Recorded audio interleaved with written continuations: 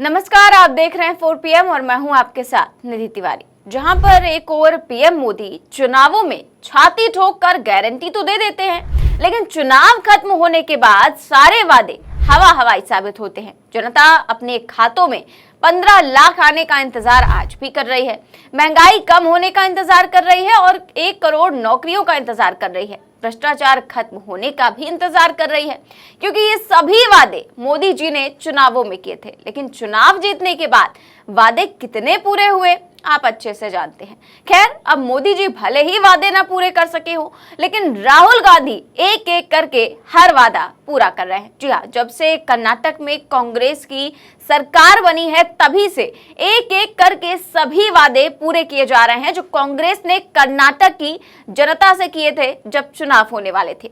और आज रक्षाबंधन के मौके पर कांग्रेस कर्नाटक सरकार ने महिलाओं को बहुत बड़ा तोहफा देते हुए अपना एक और वादा पूरा किया है। जी हाँ, गृहलक्ष्मी योजना के तहत आज कर्नाटक की सरकार ने 1 करोड़ से ज्यादा महिलाओं के खाते में 2000 रुपए डाले। ये दुनिया की सबसे बड़ी महिला डायरेक्ट बेनिफिट ट्रांसफर स्कीम है, ऐसा कांग्रेस द्वारा कहा भी जा रहा है।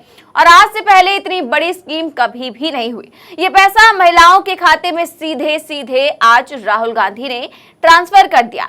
कर्नाटक में आपको बता दूं कि इसी साल मई में विधानसभा चुनाव हुए थे। तब कांग्रेस ने अपने घोषणा पत्र में वादा किया था कि सरकार बनने पर हम हर घर में एक हाउसवाइफ को हर महीने 2000 रुपए देंगे, और आज ये वादा भी पूरा हो गया। इस योजना के लिए सिद्धरामैया सरकार ने 17,500 करोड़ का भारी भरकम बजट भी रखा है।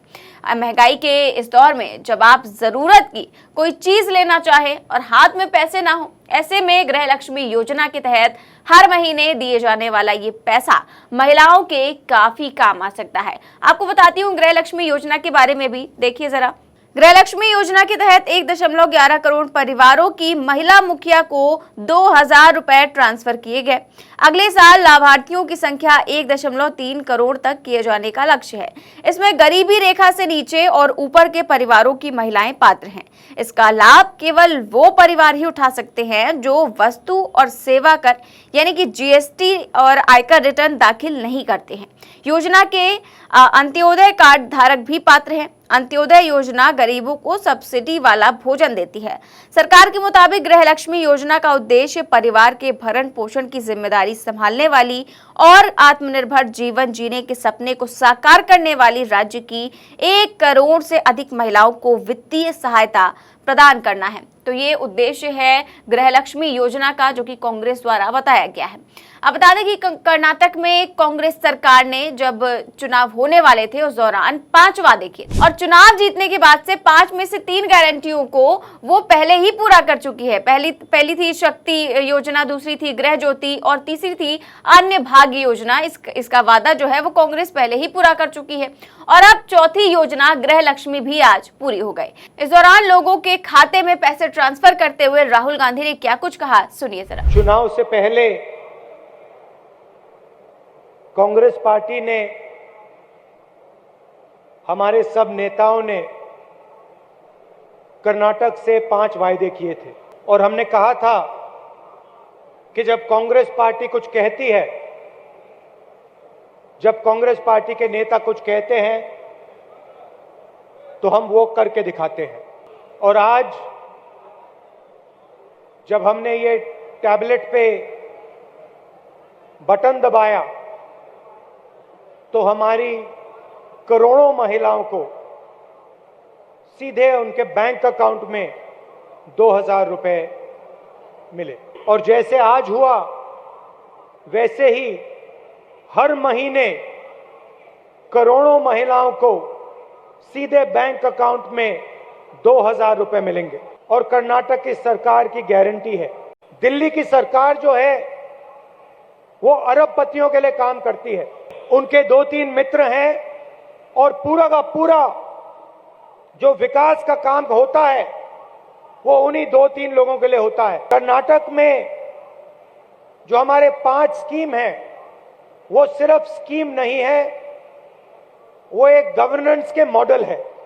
हमारी सोच है कि सरकार को गरीब लोगों के लिए कमजोर लोगों के लिए काम करना चाहिए और किसी को पीछे नहीं छूटना चाहिए। ಯಾರೊಬ್ಬರನ್ನು ಕೂಡ ನಾವು ಹಿಂದೆ ಬಿಡಂತ ಕೆಲಸನ ನಾವು ಮಾಡಬಾರದು। चाहे वो किसी भी धर्म का हो, किसी भी जात का हो, कोई भी भाषा बोले, सरकार को सबकी देखभाल करनी चाहिए। ತಗೊಂಡು और जो ಹೋಗಬೇಕಾದಂತದ್ದು काम हमने कर्नाटक में किया है, खास तौर से हमारी माताओं बहनों के लिए, वो हम पूरे हिंदुस्तान में करने जा रहे हैं और कर्नाटक पूरे देश को रास्ता दिखा रहा है। भारत जोड़ो यात्रा में हजारों महिलाओं से मैं मिला। कर्नाटक में हम तकरीबन 600 किलोमीटर चले और मैंने आपसे बात की और चलते मुझे एक बात गहराई से समझ आ गई। आपने कहा